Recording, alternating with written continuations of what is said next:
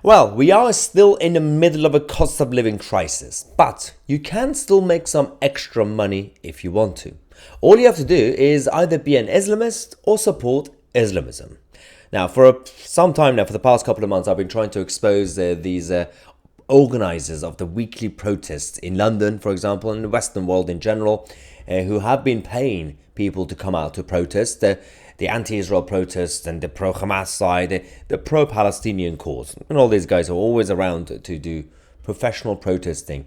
Well, thanks to our friends in Canada, we now have evidence of the same thing actually happening in Toronto. This is according to Toronto Sun, saying protesters are being paid to take part in the so-called pro-Palestinian demonstrations. About $20,000 Canadian dollars a month.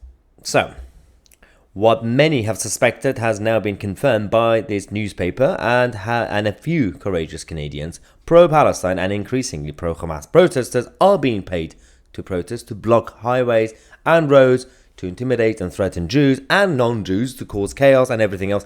Again, the reason we have to also say non-Jews because these people just have a problem with everybody.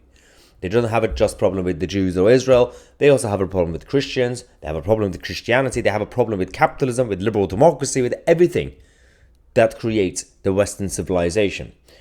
But apparently they're getting paid to come out to do that. Now, this week, Toronto Sun was alerted to the fact that a Victoria BC organization what actually was distributing thousands of dollars, Canadian dollars, to anti-Israel protesters, right? The Plenty Collective, as it calls itself, created what they call it the Solidarity Fund, right? To pay for the costs related to supporting or organizing actions in solidarity with Palestine. Now, they did say this fund is to help cover costs incurred when organizing or participating in local actions. This includes, but is not limited to, the cost of lost wages, supplies, items for fundraising, paying speakers. And then that is the key point. It's not limited to, but also lost wages. Considering that the protests usually happen on Saturdays.